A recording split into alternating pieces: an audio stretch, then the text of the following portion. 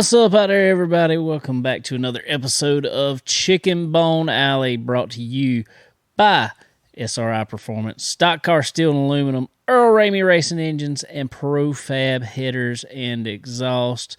Well, it looks like at the moment I'm in here by myself. Connor's on his way, but wanted to go ahead and get into this, guys. We were fortunate enough this week, kind of joining up with another podcast, Bubba's Bout Broke podcast.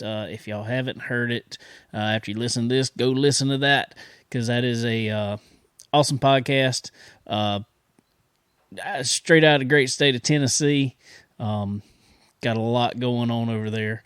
So you guys be sure to go listen to it. But we were fortunate enough to have the crew from Bubba's Bout Broke on the show with us this week. So we recorded it because we record podcasts at the same time, so we had to do it a little early. So let's jump into it. Me and Connor recorded it, so let's go straight into that. All right, ladies and gentlemen, it has come to time in the show. We got a cool guest on here. Our guest, multiple of them, finally. We've got the crew from Bubba's Bout Broke podcast. What is going on, guys? What's up? How's it going? Awesome, man. It's awesome to have y'all on here. It's good to be here. Thank you, guys. Yeah, thanks for having us. It's an honor, brothers. It's an honor. Awesome. Well, I want to let y'all take a second to introduce yourself. We got Melvin, Jackson, and Ariella there. Melvin, go ahead and introduce yourself. Tell everybody who you are. I'm Melvin McLaren, and this is my son, Jackson, his girlfriend, Ariella Aspen, and we do the podcast called Bubba's Bout Broke down here just north of Nashville, Tennessee. I'm a retired police officer, 31 years, and we have this basement at the house that we created a podcast in about, we was at Talladega back in October, and we dreamed up this podcast, and we thought we'd have 20 people listening to it, and it's just exploded. So here we are, and with our curtains on the walls to make the place look better, but it's growing every day, man. And we live here in Portland, Tennessee. I'm married. My wife is Erin McLaren, and we've been together since 1988. Awesome. She ain't kicked me out yet. That's saying something good for us racers. I know, man. Yeah, especially being a retired policeman. How many of them ever stay married? I mean, let's get real. I could believe that. That's a thank you for your service at that. First off, because that is a thankless job there. I wouldn't do it now for nothing in the world unless I had to. It's crazy. Well, Jackson, we see you, man. You out there turning some laps and all kind of stuff, man. Yeah, I try to. I'm Jackson McLaren. I'm 24 years old. I work at Day Racing Products for Mr. Wayne Day down in Millersville, Tennessee. Work in the CNC shop, making race parts, everything like that. I've raced late models for him last year. I did about 5 races at the fairgrounds, Nashville Fairgrounds. And I've raced pure stocks at Highland Rim Speedway, just kind of climbing the ladder that way. And I've been racing for about 7 years. So yeah, that's my deal. That is awesome. That is awesome, man. That's it's cool to hear some racers, and especially grassroots people. I mean, that is what we like. That's what we love. That's what we love to see. That's who we are over here. Right. That's basically so man, it is awesome to have, and there's people that ask us all the time, what do you do different in this podcast to do better than them? I'm like, look, I don't want to do better than anybody. I that's not what this is about. I see it as the high tide rises all ships. It's the way I see it. And the way I see it, maybe, hey, if some of your listeners like your show, maybe they like ours. I mean, why not? Mm-hmm. That's exactly right. We need to bridge it because, as we know as a whole, all these tracks are struggling, and some bad news from Nashville Fairgrounds today. Y'all don't want to Google that, but it ain't looking good there. So we can't cut each other's throats in the podcast world because we all we got left. That's right. That is right. Well, Ariella, we want to go to you real quick. You sing the theme song for the show. I do, yeah. I wrote it, and I'm Ariel Aspen, by the way. I'm Jackson's girlfriend, and yeah, I am honored enough to have written the theme song for their podcast. It was so much fun. I'm a singer-songwriter. I live in White House, Tennessee. I'm 20 years old, and it's just been a lot of fun this year. I've done a lot of new things regarding music and just trying to get out there, build a fan base. And Bubba's Bout Broke has just been a huge support to me and my music. And they're there at every show supporting me, handing out my autograph cards, Mel and Jackson, Aaron R, just talking to people. So yeah, I could not ask for a better boyfriend and better family. It's Cool. And you're originally from? I am originally from Washington State. My family is very, very musical. My mom does music, my brother does music, my other two siblings sing. So very musical family. She's a nomad. Yeah. That's what I was fixing to ask. How'd you get to Tennessee? For music. I got you. I came down here when I was 16 to record an EP, and we thought we were only going to be here for about 6 months, but we've been here 4 years. So that's all new something. She's stuck now. I'm stuck now. Not Awesome. controlled. No. My heart's here. So. That's great, and that's a good place to be. I love, and I tell my wife this all the time. I'm like, look, whenever I can retire, and if I'm ever able to, I am moving to Tennessee. That is where I want to be one day. Now I like some Eastern Tennessee personally. I like being in the mountains. I mean, that's just what I love. That's what I love. Yeah, we love going over there. Yeah, we like going over there. It's beautiful. Got Bristol over Yeah. So you picked a good part of the country. I did. I agree. Yeah, for sure. It's kind of overwhelming sometimes, but it's fun. You can't hear us? Gotcha. Oh, okay, cool. I said we're in Music Central down here. That's a cool place. I've never made it over to Nashville. I keep saying I'm going to make it that way. Yeah. Wow. Never. All-American. You know, I've got Waylon Jennings tattoos on my arms and stuff, and still never made it to Nashville somehow. There you go. Golly, man. You need to come down for the All-American 400 weekend in October in and tour Broadway and do all the music tour and Go watch the races. and Yeah. come watch the race. It may be the last one. We might just have to do it. Might just have to do it. All right, Melvin. Well, I got a question for you that everybody's asking. Who is Bubba? Well, Bubba, I drew him as a, I guess everybody probably can see him there, but I drew him when I was in 5th and 6th grade. Instead of listening to the teachers, he was my little doodle, and I just kind of drew him over the years. I never really knew why. You know, he was my little funny character that I drew, and I, if we're out riding 4-wheelers or something, and we're under a bridge in a location I cannot repeat, and I pick up a piece of slate rock. I'll draw Bubba under the bridge pillar. I've just always done it. He's just a funny dude. Well, when we started talking about this podcast, we were trying to come up with a name and a character, and an image to put on Spotify and Apple. Well, I put him. We got to thinking. I said, Bubba, man, Bubba. Bubba is a metaphor for all of us racers, black, white, whatever, that go to the track every Saturday night. This character is the dude that I would imagine in my head driving down the road in his old Chevy pickup truck, 70 model pickup truck, smoking a cigarette, got his Coors Light in his hand or whatever, and his race car on the back of this flatbed trailer going to the racetrack because he can't afford to pay the rent or his electric bill, just like the song already wrote. It's Bubba. He's a metaphor for all of us. Grassroots racers, the way they used to be in the 80s and 90s. And every time I look at him, I can see that image of a good old boy going to the racetrack. That's awesome. So that's where he came from.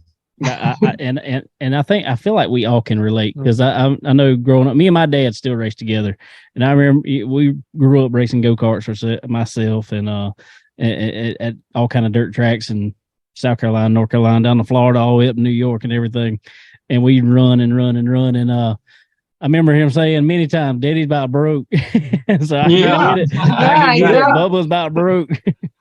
Yeah, and when I came up with it, or Jackson and I, and we was up at our place over in Eastern Tennessee. We got a farm up there where we deer hunt, turkey hunt, and all that. Generational farm through the family. We got a little cabin up there. Well, I was telling Ari, what I would like in the song.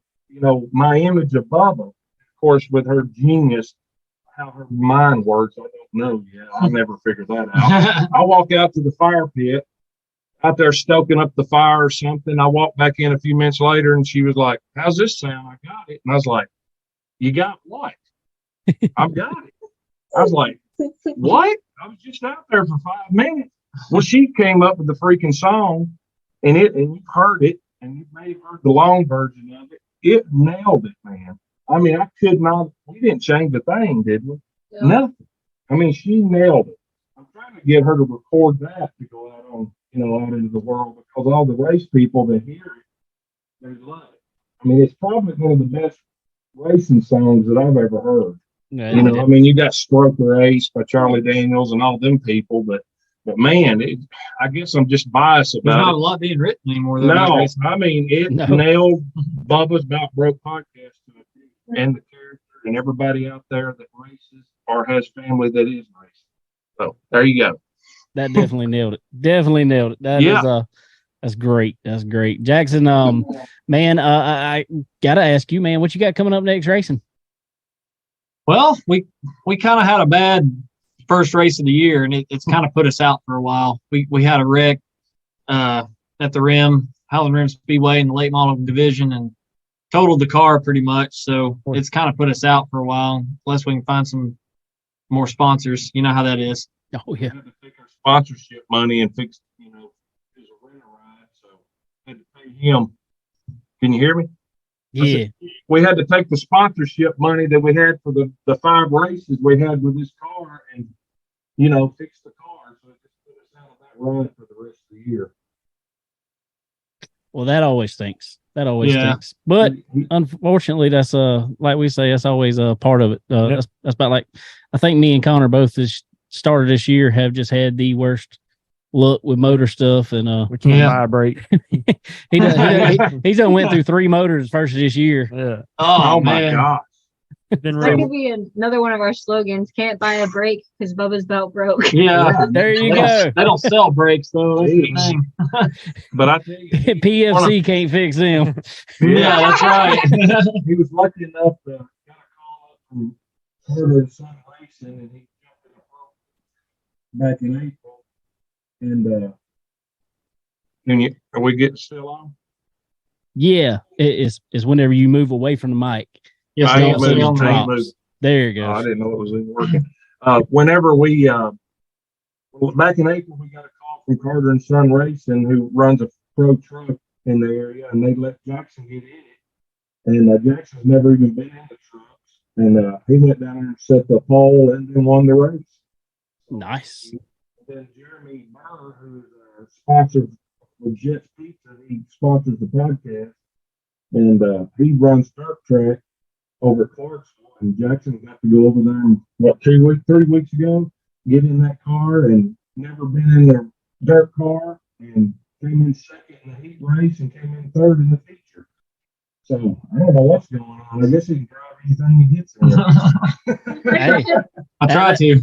that's what you got to do nowadays, man. That's the ways of the Kyle Larsons and the everybody else in the world Yeah. now. Because I Yeah. mean, that's the route everything's going. Obviously, you got to go over to Australia and drive V8 supercars too now. Yeah, exactly. To win a cup race on a street course. Yeah. Yeah. So that's awesome, man. Well, tell us a little bit. Let's go back to the podcast. Y'all tell us a little bit about what's been going on with it. Tell us the type of folk y'all have on the show, and what y'all like to talk about on there.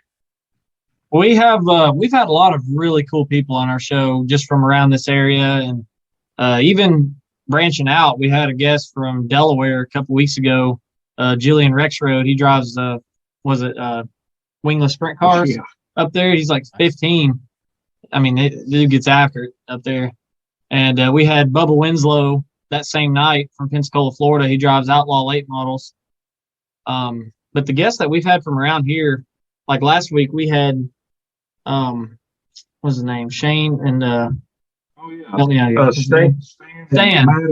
Matt Adams. They brought a bunch of old race tickets from tracks around here that are completely gone. Like they don't exist anymore.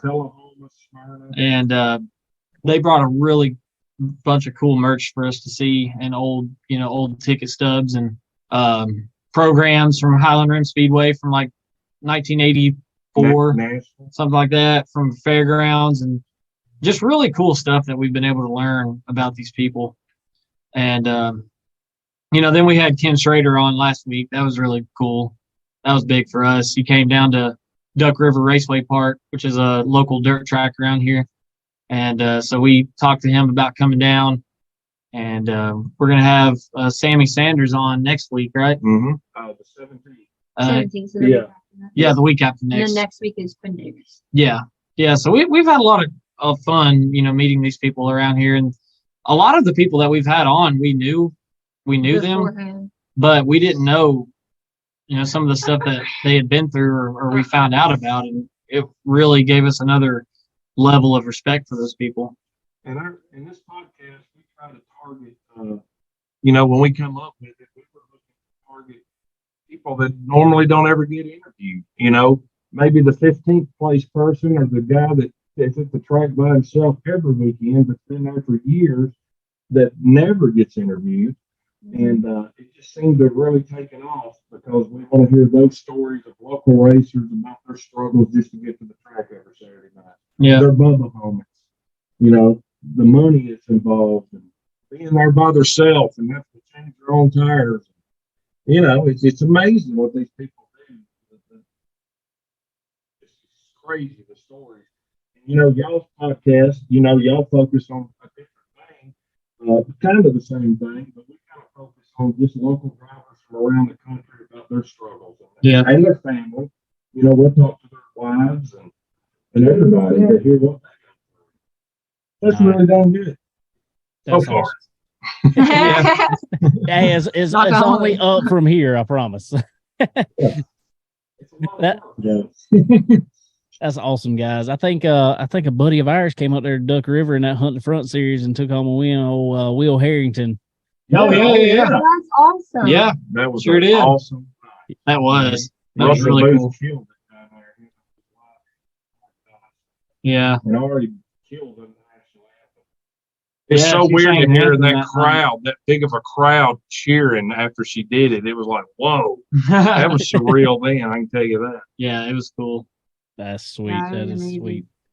Yeah, Will's a good buddy of ours, and me and him, I mess with him all the time. He actually was on our show, and that's funny because he was on our show. He was still just driving crate late models and stuff like that, and he had no clue how to talk to anybody. He had never hardly done an interview, and now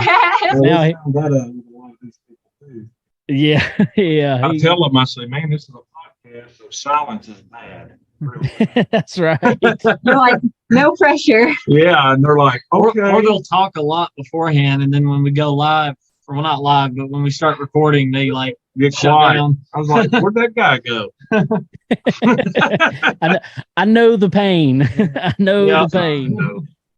I know the pain. Oh, this is awesome. Well, if everybody can't tell by now, we're definitely going to be supporting Bubba's Bout Broke podcast here the rest of this year. I mean, it is. We want y'all, everybody out there, to go listen. If you like Chicken Bone Alley, you will definitely like Bubba's Bout Broke because it is it's real racers, real times at the track, just like they're just talking about. It's everyday guys at the track, just like we are. We kind of got Chicken Bone Alley from more or less a fan's perspective is how we did, because I wasn't racing at the time. I raced back in the day and wasn't racing, was just going to a lot of races. So that's kind of how we, it's we got two podcasts with funny names that we have to explain every once in a while. Yeah, you got to explain it to us. Where'd the name come from? All right. Well, I'll explain it to you. Well, if you go look, there's actually a couple different they go back to the same thing, but there's a couple different explanations for it that are both kind of funny. First of all, they called, I think it started at Charlotte Motor Speedway, actually, back in the day. There, it literally used to say on the sidewalk or on the below the grandstands on the back straightaway, no chicken bones. Because what would happen back in the awesome. 60s, 70s, all that time, races were on Sunday, midday. People would come out there. The easiest thing to get, stop by, get some buckets of chicken and go to the race. Well, everybody had those up in the top of the stands. Well, the cheap seats were down at the bottom. Well, you got chicken bones thrown on you all day long from the people up top. And so that was considered Chicken Bone Alley. Cool. Yeah. I love it, man. I like it. It was the cheap seats down at the bottom with the real fans that wanted to go watch some racing and didn't care about getting hit in the head with chicken bone. So there's Chicken Bone Alley. I love it. That's awesome. That is so cool. That's really neat. Yeah, I love it. That's what these podcasts are so awesome about. Who would ever know that unless you was doing something like this? Mm-mm. I love And, that. And it's really funny though, because Chicken Bone Alley is taken on, not from us, it has taken on just a bunch of different identities. Because even Cherokee Motor Speedway, Cherokee Speedway up in Gaffney, South Carolina, dirt track up there, they had a group that sat in the infield every week. They called themselves Chicken Bone Alley, and it was kind of the same thing. Really? I didn't know that. They sat down there in the pits and I think cooked out and drank beer all day long, and that's what they were known as. They were known as Chicken Bone Alley, and That's awesome. That's cool. so Well, there you go. You got two funny stories, Bubba and Chicken Bone Alley. Yeah. If we There we just go. get them together, man, it'd be another civil war. Dang. well, we're all going for the same stuff, so we're good to go. Oh Yeah. man. But man, it's awesome stuff. Like you said, we talked earlier today on the phone how Time can, if anybody's wanting to start up a podcast, they got to understand this is a 5-day-a-week deal at preparation. And then you always have the people call.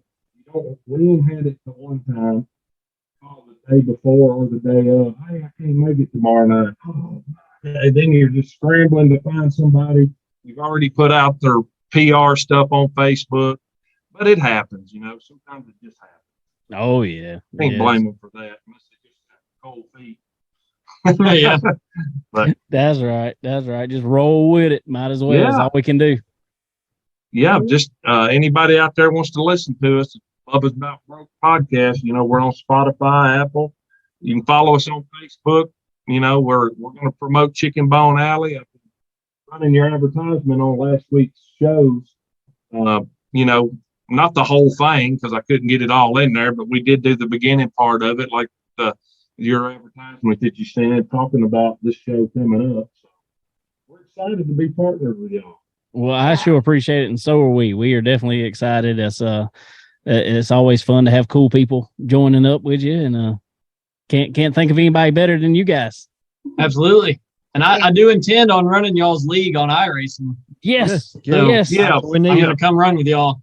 Yeah, Do it. He's a big high race.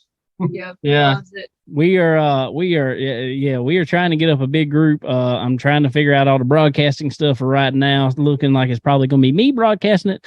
Connor's going to be our wheel man for the for the house car. I'll try to keep him Cool. in line. Yeah. So Hey, I'm on a win streak right now. yeah, he's on a winning I'm streak. bring right that now. Bubba's About Broke car out there. There we go. I got a beautiful white one. I can tell you when he raced the league last year, and I mean, I know he's saying it's a real racetrack, but me and my wife and his sister sat in the living room and watched this while they were broadcasting it. And I tell you what, it was it was like being at a racetrack, man. I was It going is. crazy, man. It is though. But what I hated about it though was we was watching it. Oh, go Jack, go Jackson! And then I looked up, there's Jackson standing behind me. I went, oh crap! What happened? And then all of a sudden you see the wreck. I was like, you supposed to be in the racetrack, man. or he'd hear me in there. All right, hear him go, son of a beep, beep. I have no talent. and then he'd come walking out. We hadn't seen the wreck yet. It's it's very exciting. It's one of them things. I have literally been on iRacing now, I think, for what I say the other day, 12 years. Wow. I started. Dang. Yeah, I You started. seen it change a I lot. can't believe they ain't sponsoring your podcast. It was there was only one track that had night racing at the time when I started, and that was Richmond. That Wow. was it. Dang. So They yes, pretty much all, most of them do now. yeah, I have seen it evolve a lot. But it was great that I knew a good bit about it because the year we started this podcast before Connor came with us, it was actually me and my buddy Sterling started. He's still with us. He's just they got baseball tonight. But Oh yeah, that's 5 games a week. yeah. But the first year we started was COVID. So all of a sudden we started, got 2-3 races in, and all of a sudden all racing quit. So Oh yeah. so we literally talked about iRacing for 6 months. So it was great. Jeez. Horrible time that was. Yeah. It was That's terrible. great. They tried to kill me twice. Phew. Still here. No fun. No fun. Yeah. Praise God for that. That's crazy. You had it rough. Yeah, that's terrible. Well, guys, I sure appreciate y'all coming on and hanging out with us. Heck And yeah, man. and we'll definitely have to do it some more whenever we're both available to do it. Yeah. Yes. Yeah, I'd like to come meet you guys. Yeah, I mean, we up wanna at the come out track, there. man. We could set a booth up together. That'd be epic, wouldn't it?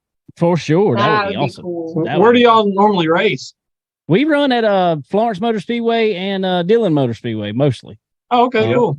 So Yeah. we down there with Florence is taking on a pretty good name here in the past Oh, yeah. couple of years all Yeah. of a sudden. Oh, And, yeah. Yeah.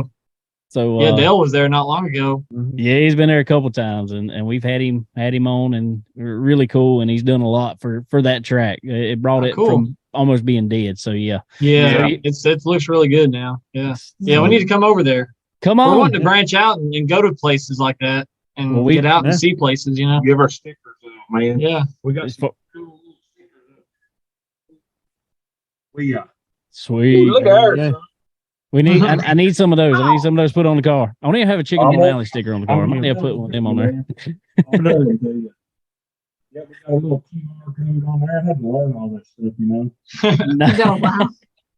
Nice. Barcode, where's the freaking menu at? I just want to look at a menu here at this restaurant. Yeah, that was what COVID did. They introduced them to QR codes. Yeah, they got We've got Yep. one. I just still got to find it. I don't even remember where it is anymore. Never do have one. Oh, well, awesome, guys. Well, it is sure great to have y'all on again, and I can't wait to do it again soon. Absolutely. Thank you so man. much. Thank We y'all. enjoyed it. Appreciate it. See you, brother. Bubba's About Broke podcast. Oh, yeah. Bye, you guys. All right, ladies and gentlemen, that was our good talk there with our friends from Bubba's Bout Broke podcast. There, it was a lot of fun. A lot of fun, Absolutely. as always. Oh yeah. Glad to have them, on board with us. I guess we'll say we're on board with them. Whatever, Yep. all that stuff. Partnership. Partnership. West Coast Chicken Bone. Yeah. Well, Mid East, Yeah. Western East. Western Tennessee. Yeah. Ish. Nah, it's great to have them. So go check them out. Bubba's About Broke podcast. They're on Spotify, Apple Podcast, all the places you find all your podcasts at. They're there, and glad they were on the show with us. Go check it out too, because we were on the show with them. Yeah. 2 things to watch. It's weird being interviewed. Yeah. We're used to the other side. I'm used to the other side. So anyway, cool. Well, Connor's here now. So, so anyway, guys, we got to hit our affiliates, I guess we got to say. So, as always, guys, appreciate our friends over at SRI Performance. Like I always say, they are Walmart for race cars. They're the one-stop shop for all things racing. So y'all head over to SRI Performance and get all the things you need for your race program there. I don't care if it's anything safety related, anything fasteners, abrasives, whatever. They got everything for you. So y'all head over to SRI Performance, and if you want to go online, you can go to www.sriperformance.com. When you get your cart all filled up, put in that promo code CBONE, T as C as in Chicken. BONE 10, and get yourself 10% off time of checkout there. Also, same deal with Stock Car Steel and Aluminum. They got, just any type material you need. Head over to Stock Car Steel and Aluminum. They got all the things that you would need to build a race car or whatever you need. So go over there. I don't care if you're building tree stands. Head over there and it's about coming up hunting season for y'all people to hunt. It's getting close around here. I think we start bow hunting in August here. So Probably so. so yeah, that's next month. God, where's the year going? Yeah, I know. It's hard to believe we're closer to 2024. Shoo. It's yeah. Don't even talk like that, Connor. God. Yeah. But anyway, guys, so head over to Stock Car Steel and Aluminum. Get all the materials that you need for your program there. Anyway, all right. Should be moving into another guest here soon. We got a NASCAR Crew Chief Wally Rogers coming on with us, fresh off a run there with his driver Lawless Allen there at Mid Ohio. So I was waiting on him to come in. Me and Connor had we went back to the racetrack. We had half a race day. We had half a race day. We practiced some. I practiced more than I think anybody that day. Really? You run a lot of practice? Dude, you were there. By the second round of practice, I had gone out 4 times already. Yeah, so probably you went out 2 in in open practice. Yeah. So yeah, that's a lot of practice. We, got a good bit to talk about from there that we'll get into. And glad Connor got his car back together. Mostly. But anyway, so we'll get into that here soon. Ladies and gentlemen, one more time here after all these technical difficulties. Veteran NASCAR crew chief, Mr. Wally Rogers. Wally, what is going on, buddy? Hey, guys. How we doing? I am absolutely lovely for a Monday, I reckon. How about you? Yeah. About the same. It was a long, semi-wet weekend in mid-Ohio, so and we survived, so it's not too bad. Well, that's what I was about to ask you. Had you dried out yet? Yeah. About the time the race was over, my fire suit was dry, so yeah. That's always fun. Yeah. It's challenging to race like that, for sure. Well, I was going to ask before we got into the rest of everything, especially about this past weekend, man. It was that was a wild race. You there with Lawless Allen, and man, that was there was more car. I don't think I saw I don't know if there was a car on the track that didn't run off at some point. I don't think so either. I really don't. No, there's a lot of guys in our series that are really, really good at road racing, and honestly, Lawless is really one of them. And like for us, we got up to about, I think, 7th or 8th, and caught one little slick pack when it was still a little wet, I guess, when we were on slicks, and he lost it, went off in the gravel track.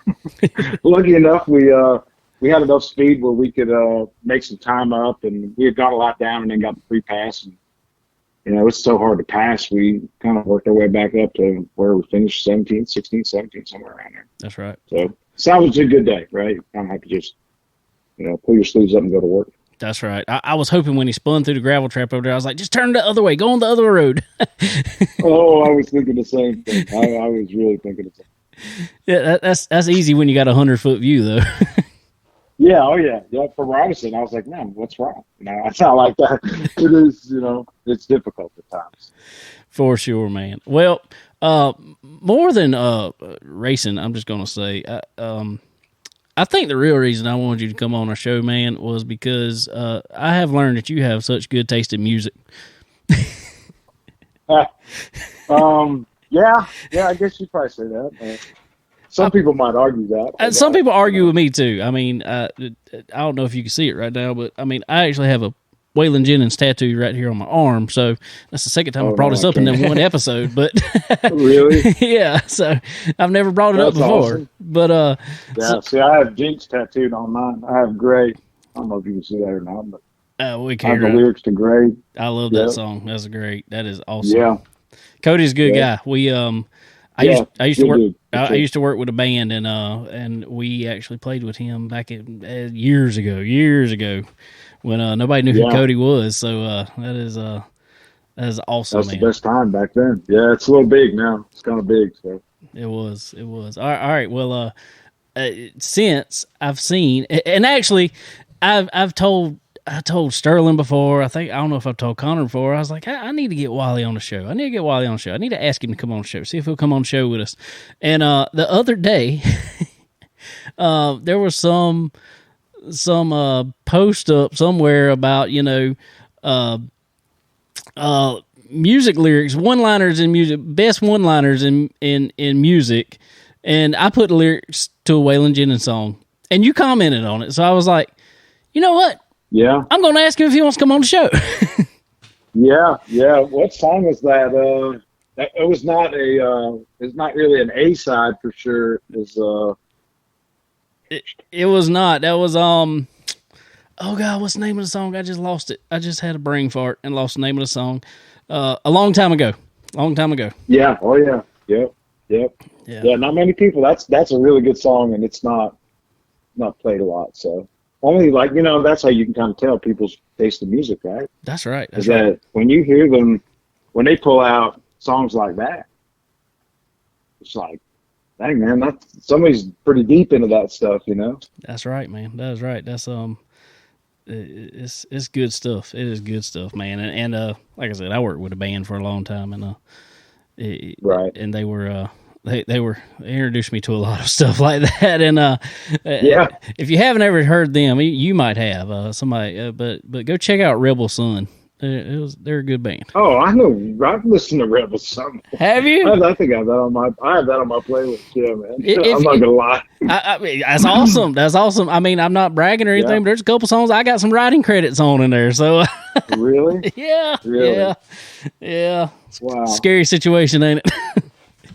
Yeah. Oh yeah. And it's funny because honestly, those two, like that industry and NASCAR or any traveling racing series for that part, they're very similar.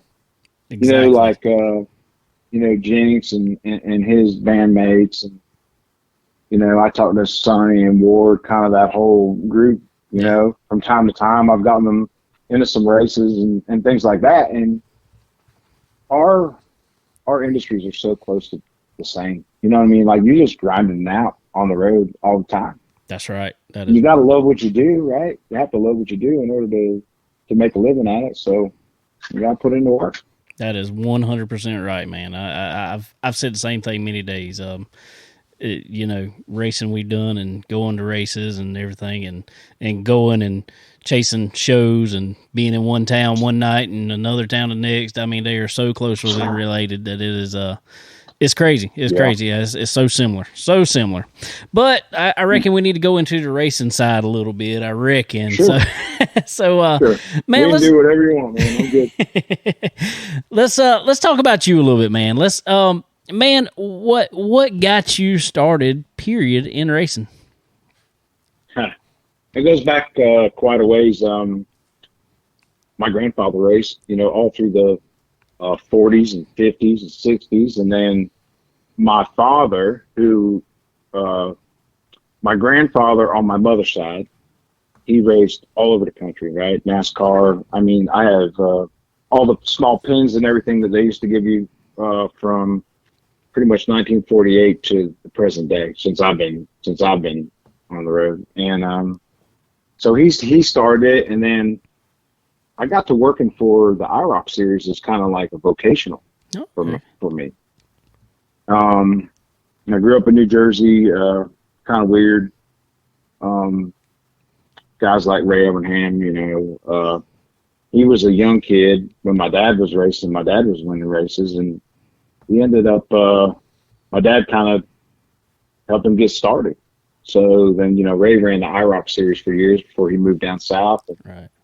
I don't know, a little about 1995, I said, you know what, man, I'm going to go give that a shot.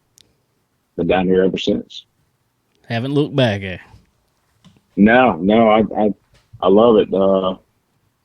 I don't know, this is almost 30 years of it, I guess. Wow. Wow. That's so cool. So cool. Yeah. All right. In those 30 years, man, you have worked with, I was just looking through some of the drivers you have worked with over the years and teams and all that stuff. And I'm like, man, this dude's worked with everybody. Is there anybody in that garage you haven't worked with, or especially came through in the 2000s? I mean, early 2000s. I was like, dude, he's worked with everybody. I have been very fortunate.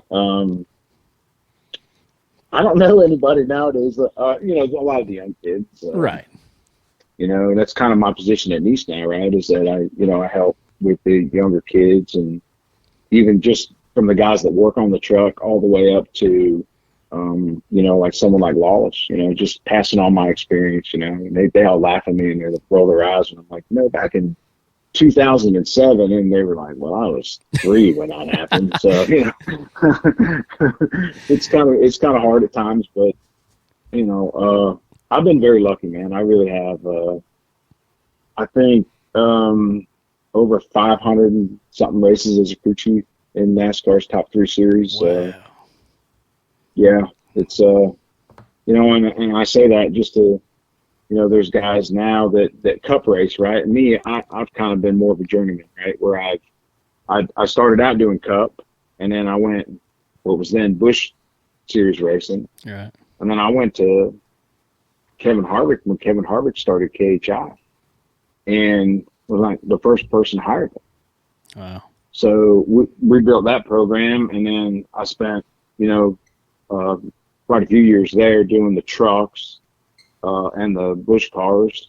And then after that, I went to Evernham's for a while and did some Busch racing, and they called me up, wanted me to do cup racing. And I'll be honest with you, I was a little hesitant of that. That's a long time on the road. That's a lot of weekends. So I kind of ground that out for about 10 or 12 years, I guess, after that.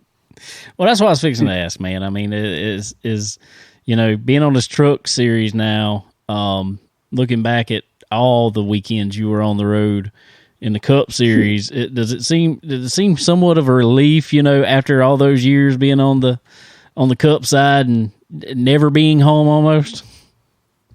Yeah, it's quite a bit different. I've always loved the Truck Series. Like, the Truck Series is one of the last, or is the last of the top 3 series that you can still, we pretty much, we build our own chassis, we hang our own bodies, we do all that stuff. And I love that part of it. I mean, in fact, when we're at the shop, during the wintertime, I spend a lot of time in that fab shop building them and doing that, because I do love it. I enjoy it. I enjoy the craft of it.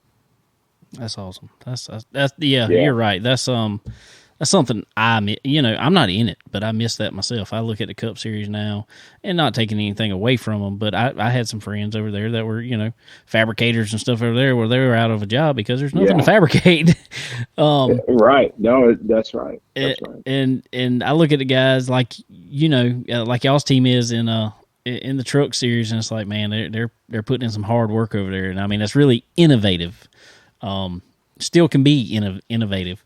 And that's yeah, it allows us to do that. The series actually does a lot, and every time we go a little too far, it's the same thing everywhere, right? They bring us back a little bit, and that's right. They'll draw a line in the sand. And I don't like to say that I'm an old schooler or an old timer, right? But there's a lot of these younger kids that they never had the opportunity to be able to do those things, right? Because that's even right. nowadays, if you buy a super late model, you buy all the parts. You don't get an opportunity to build all the parts. That's especially if you if you want to be competitive now. Yeah, you have guys like Hankey and Jay Hedgecock and those guys that are building really nice cars. It's hard to compete that. You can't go build one in your garage anymore. It's hard to do. So it can be competitive with it. Oh, trust me, I know this is a '99 Hedgecock's intersection sitting in this Charger car I got sitting over here, and we're trying to we're making it work. We're making it work in the Charger class here. So, when we can get a motor back, it's down the road from you over at Earl Ramey Racing Engines, so cool, man. I want to know something, and just because we've had him on the show here, we talk dirt, we talk a little bit of everything on the show here. Right. Y'all get that boy Tyler Carpenter.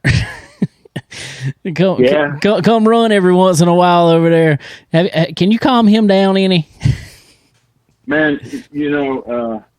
I've only been around him a couple times. That he's driven, and like when we've done some driver debrief stuff, and I listen to him. And his mind is wired to running them shorter stint races, right? That's you right. Can't. It's hard to not do that. And honestly, it's hard for anybody to go from racing a truck to go over there and try and be competitive with what y'all do, right? Run them dirt cars. So it's a transition. The ringers, so to speak, they don't. Although the SVG kind of proved everybody wrong on a little bit of that, but that's a little different story, right? Yeah, that's a little different. That was man, that was. And sorry, but at least we have Carson. Carson goes. We actually have a Kryptonite chassis that one of Tyler's chassis that we run that Carson gets to drive every now and again at our shop. And that's exactly what I wanted to go to was after Tyler came over there and ran with you guys, Carson decided, was it at that point that Carson decided to get into the dirt car? Well, we have a guy that works for us, and you may know him, Cody Summer. Oh, yeah. He puts on the big race of the Dome, right? That's right. Well, Cody kind of runs that dirt late model program.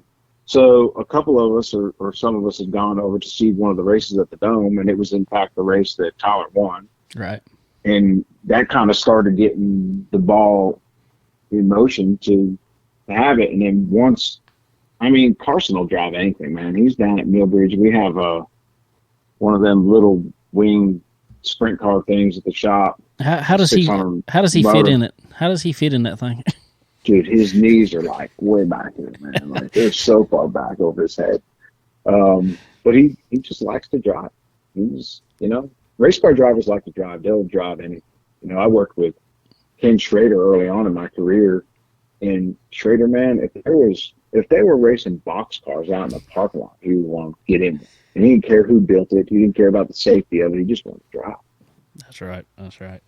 Man, well, talking about all these drivers you've worked with, man, you came up in the heyday of it, I guess we'll say, back when, everything just seemed so fun. But if you had to pick one team or one guy that you worked for or worked with, man, who was the most fun out there? The most fun. Man, that's kind of loaded, right? So I love Ron Hornaday, and I will tell this to anybody. When Ron Hornaday got out of whatever he was driving, you never said, man, I wish that guy tried hard. Because it wasn't. That's right. He gave it everything he had every lap. Sometimes too much at times, right? Ron was a lot of fun to be around. Randy LaJoy was a lot of fun to be around. Stewart was a hoot to be around. There was, man, some of the younger kids, Bernie Lamar, I enjoyed working a little bit with Bernie. He was young. He was very talented. But, it started getting to the point where performance and funding and all that stuff weren't really lining up. But so, man, I'd have to go with probably Stewart and Hornaday. They were a lot of fun to be around. They were just practical jokers. I could definitely see that. There's something else. And you talked about Randy LaJoy. He's still something else to be around. I still talk to him quite a bit. We'll shoot texts back and forth sometimes.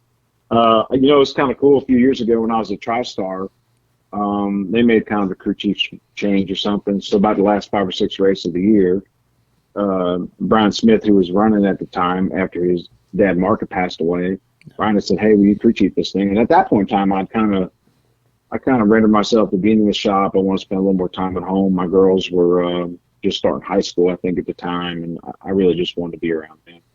And I got to work with with Corey. So, you look back and I got to win some races with Randy, which is pretty awesome, especially in the latter part of his career. And, have an opportunity to work with Corey, that was pretty cool for me. It was really cool. I saw today that he's in talks for a multi-year extension where he's at. So, really, yeah, cool dude. Yeah, it's good. That's good. That's great for him. Great for him. Well, all right. Well, let's go to. We know that you worked with one of our guys. We're right here in Florence, South Carolina, so we're right down the road from where Jordan Anderson is from, and you worked with him. Oh yeah. And yeah. And was it at that point, or when was it that you kind of? I don't know that you've ever said you went to this role, but you kind of did earlier. But it's like you kind of went to this. Let's start something up and let's develop it. Almost like a driver development crew chief, I guess we'll say. Was that something you purposely did, or is it just a role that you've kind of fell into? It's kind of funny, when I first went to work at Nemco Motorsports or at Evans Motorsports at the time, it was kind of paired together. It was to start that Busch team. That was my first time ever, like, legitimately crew chiefing. So I put that deal together with Brian Patty. Brian kind of did most of the legwork on it, and they hired me to come over there and do the Joyce crew chief. So I enjoyed that whole startup process. So then I went from there, and then I helped Kevin and all the people there start KHI and get that thing, taken off. And then I did that cup car for Bob Levine for LFR, which was a lot of fun and a lot of work. It was hard mentally, physically. We were at that point in time, we were very understaffed and we didn't have anything. So I felt like I needed to kind of go back, and I knew that if I was going to go, as they say, maybe, 5 years from now, right off into the sunset, I knew that I wanted to do it back in the truck series, because I felt like there was still, as crazy as it is, a use for guys like myself, that still can work on them, that know every aspect. And a place like Jordan's was kind of perfect, right? Because he needed somebody. I was kind of in between things. I really wasn't sure what I wanted to do, and I really did. I enjoyed working there. It was hard because Jordan's deal was so young at that point in time. We were still driving the races. So I'm like, man, I'm not, I'm too, I did all this, 25 years ago. I don't really want to do it right now, but that was kind of part of it though, right? And I understood that. So, Jordan used to always have a saying where it was like, just believe in what we're trying to build. And I did. And it was fun, man. I enjoyed it, but it just got too tiring for me. I couldn't drive everywhere every week. I was going through some personal stuff with, I wanted to be around my kids more. I've been gone all the time. I didn't want to spend 2 extra days on the road, so to speak. But it was fun though, man. It was fun. I felt like, there's, a lot of times in your career, you don't feel like you make a difference, or you just feel like you're contributing in certain ways. But I felt like at Jordan's, I felt like I helped contribute, and I helped him and helped his program, and it was good. It was good. Well, man, kind of the same capacity I do at Nice. Exactly, and I'm not just trying to blow your head up or anything on here because you're on with us, but I mean, I look back at your career from a outside perspective, and that's what I see about it everywhere. Is like you went everywhere, almost everywhere you went, you got it started, and you were kind of that cornerstone almost. I mean, into getting that stuff running. I mean, that's that's awesome, and I mean, I'm proud of you for it. Well, thank you. I appreciate that, and it's nice to have people recognize that, right? Because as all of us go through whatever part of life that we're going through, you just want to kind of have a stamp, right? And I've always said like that was part of my stamp, was to be able to take nothing, build something out of it, and then kind of watch it grow. It's like planting a garden, I guess. You have done it well. So let's move into your time over here at Nice. Man, y'all have really developed that the whole organization. And y'all bring in the drivers like when y'all brought in when they brought in Carson Hocevar. I mean, he hadn't done a whole lot. I mean, yeah, he had won a lot of races, don't get me wrong, but just nobody knew what he was going to be able to do in a truck. Well, this year he has really proved, he can be a winner. And y'all have just developed that program so strong. Yeah, and honestly, that's a big kudos and a big credit to Al Neese, Cody Efaw, and Phil Gould. I mean, Phil kind of, he's up there on the box for Carson every week, but he drives all of our setup stuff. Phil is very engineer minded. He's another New Jersey guy, right? We kind of knew a little bit of one another from way back when, but we think alike. We're all on the same page. And then, this year we brought Mike Hillman over. So that was a big addition as well. But Cody Efaw and Al, they really, they started this from nothing. Like Cody said, he said he just wanted to do this for kind of fun for a little while. And now, now we just bought a 80,000 square foot shop we've been working at. We build all of our own chassis. We hang all of our own bodies. We have all the pull down rigs, we have all the tools we need to race for championships week in and week out. Man, that's so cool. That's so cool. And I know y'all can do it. I mean, and I feel like Carson is going to be right there in the hunt this year. I mean, he is he's strong everywhere, man. He is. So it's funny because I did my first race. I did Carson's first truck race with him at Eldora when I was at Jordan's. Oh, really? And I remember this gangly, tall, goofy, I guess, kid. He was 16 at the time, right? Probably wearing some goofy hat. I think he was a little more, I don't want to say he was polished, but, he was like he was trying to play the part, you know what I mean? He was like, all right, I'm not going to be a goofball now. I got to look professional. And I talked to him for about 5 minutes, and I just listened to him talk, and I'm like, man, if this kid can back up what he's saying, he's going to be good. Well, we went to Eldora, and honest to God, we ran in the top 7 until we ended up getting wrecked, right? I was one of them races was a demolition derby or an enduro race, however you want to look at it.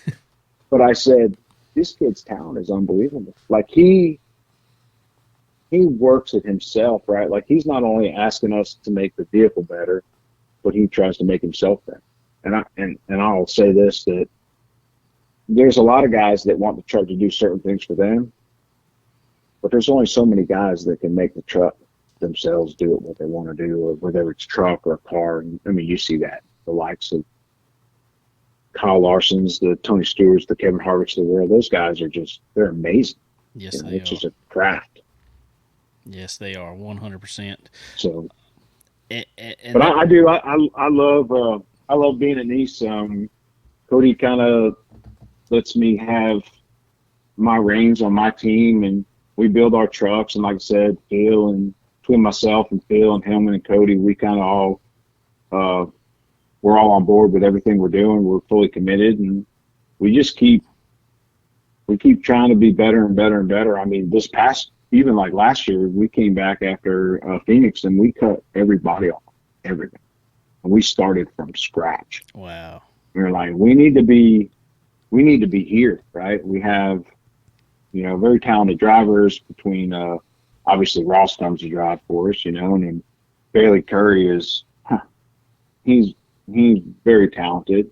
He gets to drive sometimes, and then you throw in Lawless, who, is still continuing to grow. He's from more of a sports car background, but he is learning every week, and little by little we see progress, and that's all we can ask for. For sure. And what I want to ask about that is, and I know you've probably been part of this at certain organizations.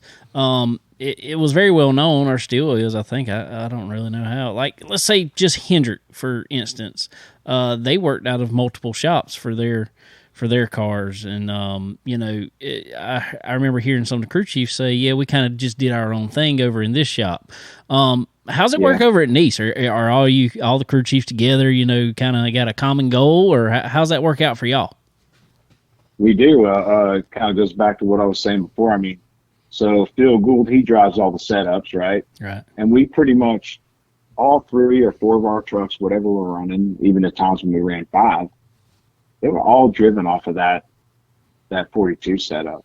I might have 50 pounds more left rear spring or something very small or minute. Nothing that we could ever put ourselves in a box that we couldn't get out of, during the race. That's right. So when I tell you that they are all the same, it's crazy. I mean, we have digital scanners to scan the bodies, and the bodies are all the same within, I think our tolerance now, we're down to about 90 thousandths. Wow. That's tight. Yeah. That's tight. It is. And that's just what we do, right? I mean, because the only way to make the company better is by all 3 or all 4 of them being the same. Now, I may say, with this truck, when I ran this truck in the past, it liked this rather than this, right? Oh yeah. So you look back through your notes and you chase some things through your notes, and you just maybe start a little bit different, but still knowing that you can get to wherever you need to get to. Sweet. Well, man, y'all have speaking of Lawless, let's go there real quick. And sure. You kind of spoke about how you're seeing progression, and we are seeing progression, even like this past weekend. And yes, that's a little probably more in his wheelhouse, but regardless, it's progression, and it's a positive when you can run up front with those guys, and especially when you can not get taken out by certain females on track. But we weren't going to go there, but I understand. I know where you're going. But that's all I'm saying about it. That's all I'm saying about it. Nothing for nothing, but something happened this week, and we might have got all the back on that. So, I was going to say they didn't have it. Yeah, yeah. They probably didn't show that on TV. But, not too much. But yeah, no. I did. They did. There were some people out in the crowd talking about it a little bit. But no. Yeah. But man, he's coming along. Where it was, last year when he ran select races, it was tough. It was tough for anybody to come in and run select races like that this year. And I feel like, especially Truck Series, because Truck Series is kind of that big stepping stone from whatever you ran. I don't care if it's late models, I don't care if it's sports cars, whatever. Trucks are different. And so to me, it almost takes you a year to really learn these things and just learn what they need as a driver. I feel like he really is progressing, man. How do you feel? I do. I feel good. I try to look at some of the stats, right? So I'll go back a couple years ago before Lawless came to drive for us full time. He had driven for us at Darlington. Yep. And this was like COVID era.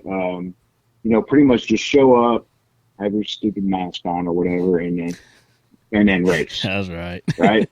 Yep. So he didn't have no laps, no nothing. So we literally had to start dead. He got about 30 minutes of sim time at Chevy Simulator. And at that point, that stuff was still developing a little bit, at least on our end. And that kid got in that thing, and he drove from 30th to 10th until he got wrecked at Darlington. Right? So when you look at racetracks, to me, it's probably the hardest racetrack we go to, because it requires every aspect of it. And I'm probably a little biased because it is one of my favorites. So, in fact, it is my favorite. But, well, it's my home track over here. I mean, we're 10 minutes down the road from it, so Yeah. So we saw that, and then last year was, kind of putting a new team together, trying to get some things in play. Darren Fraley's an incredible engineer and did a good job. And, they had good days and they had bad days. Well, I think this year when I look at it and I look at the stats of it, I think we qualify about 7 or 8 spots on average better than he did last year. And I think our average finishes are close to, maybe 3, 4, 5 spots better. So there's a little progression there. That's so solid, it does. It is solid. And like I said, I mean,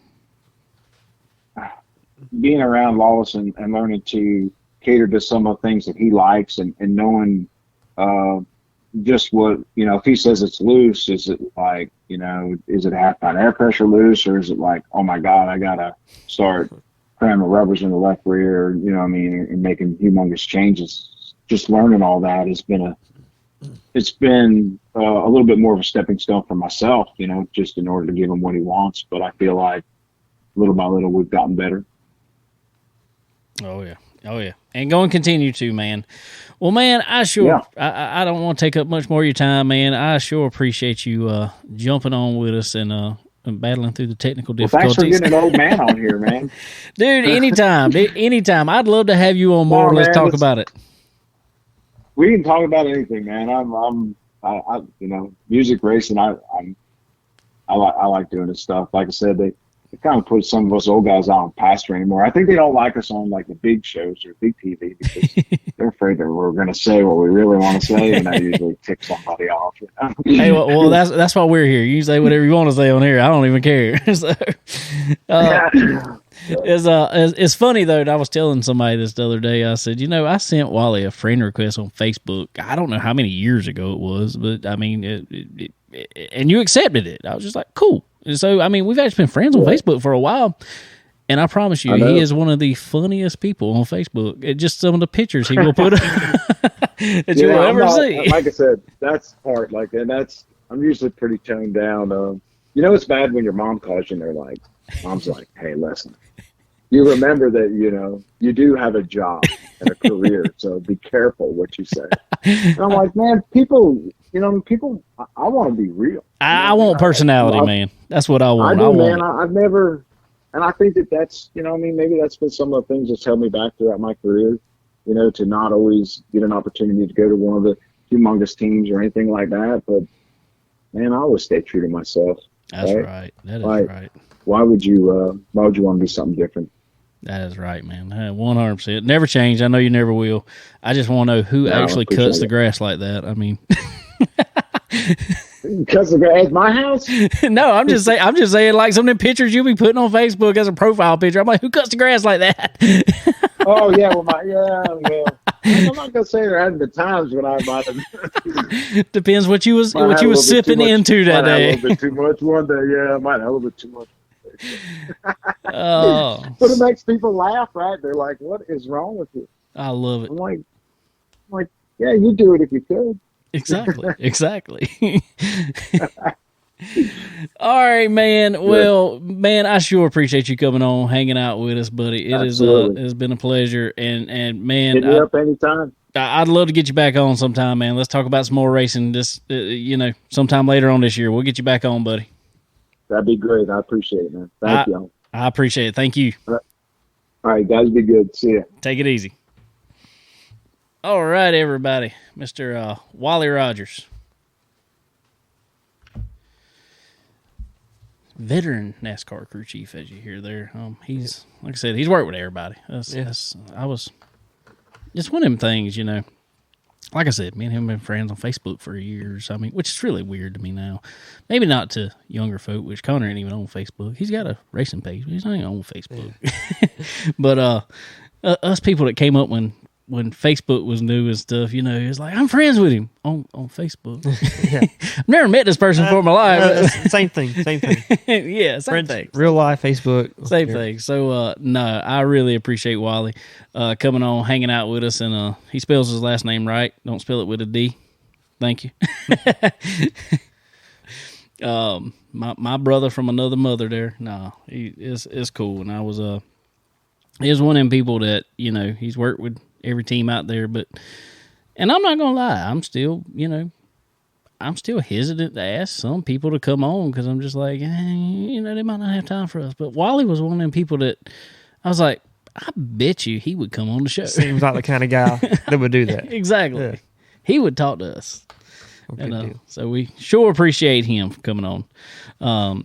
And got to hit real quick, as I mentioned in there, Earl Ramey Racing Engines, guys. If you need some speed for your ride, for some horsepower, for just like we just talked about Tyler Carpenter in there.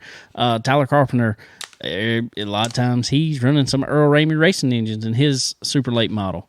Been many times he's had one in there and ran really good with it. So head over to Earl Ramey Racing Engines, get you some power under your hood today, some horses, get you some time on his chassis dyno.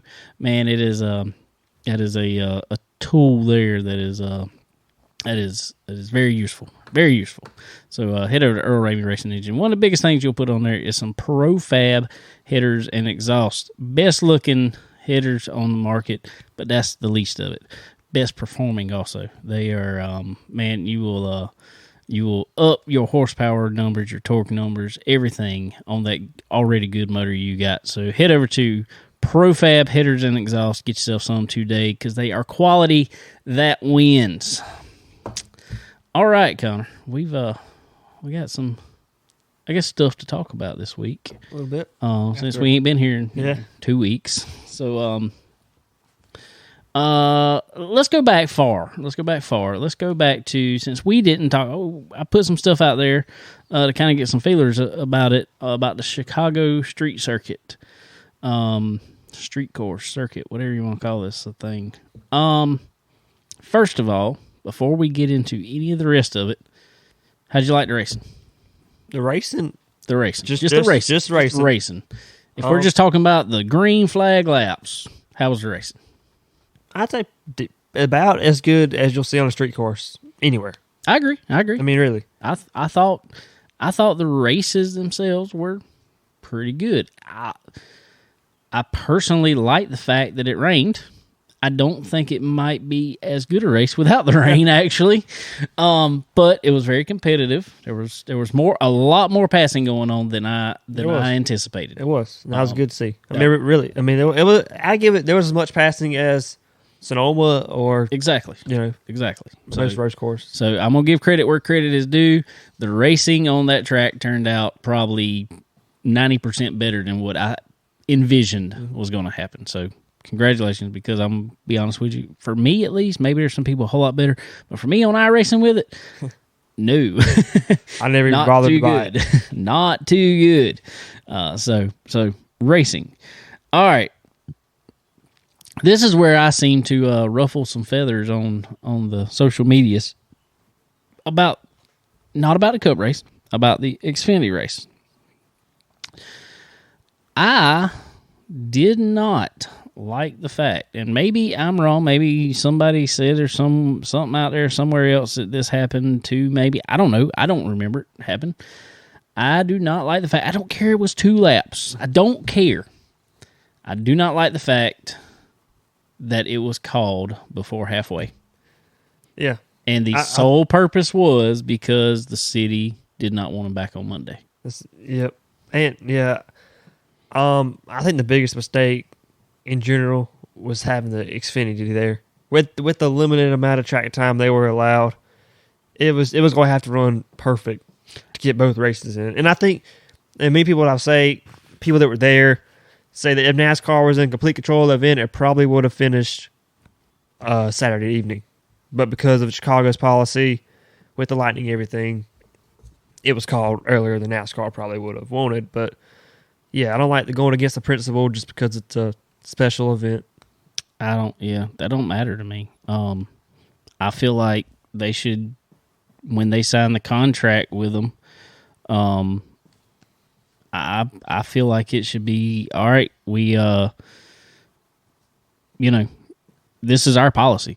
We race until it's finished. I can understand a cutoff in that. And then NASCAR's got to figure that out. But if we got to go back Monday, we go back Monday. Yeah. I mean, a NASCAR we got to go back Tuesday, we go back Tuesday. Yeah. A NASCAR race in July is very, a toss-up. It could rain, anytime. And so, yeah, trying to fit 2 races and 2 practices, 2 qualifyings in 2 days with a limited amount of track time, I'm with you on that. I feel like they probably should just put the Cup Series there, maybe? Yeah, just bring the Cup. Run it on Saturday, though. That way it gave them Sunday if they needed it. Yeah. And then I think I would have been great. Yeah, I think probably was too much, being it was kind of a first time experiment. Mm-hmm. So I'm with you on that. All right, Cup race. Moving on to it. Sean Van Ginsbergen come from the V8 supercars and just put it on the Cup guys. Yeah. I mean, when it was time to go, he pushed gas and drove around them. Yeah, I honestly wish that it wouldn't have had the mix-up whenever they decided to shorten it, and then all of a sudden Haley and all of a sudden Dylan, and then we're up front. Because I feel like Bell and Reddick and SVG were pretty close. I'd like to see them race it out that way, but of course those two, took themselves out of, and he was the only one that could come through the field. So no doubt, well earned. But I really wish they could have had the top three racing it out there. But still a good finish, and it was, and I'm gonna go back. Let's go back with that call in the race. All of a sudden in the middle of a race, after strategy is already playing out, and they're just calling, all right, we're shortening the race. I didn't agree with that. I think, in my opinion, this is what they should have done. They should have, it's not hard to look at the Weather Channel app or whatever else and see what time the sun's setting. Yeah. And there's going to be some cautions. There's going to be wet some track. Exactly.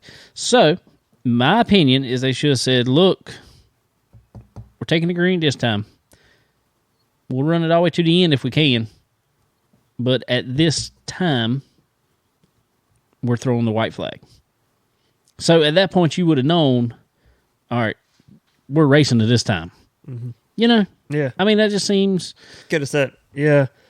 It's kind of, the only other time I can remember is New Hampshire last year. It kind of had the same deal, but it's shortening, I think it was 15 laps or 20 laps at New Hampshire is different than shortening 20 laps off of a road course. Exactly. That's a huge point. So, yeah, I wish they would have called it, because I think they called it during a caution. When it was like pit stops were about to happen to determine the final run of the race. Which, in my opinion, I think if they do go back next year, I think it should just be 80 laps. I don't think that race needed another 20 laps, but but I don't. Yeah, that was kind of a rough deal. All right, to put a lot of the fast cars in the back, and it was said NASCAR spent upwards of $40 million for the infrastructure around there. Oh, sorry.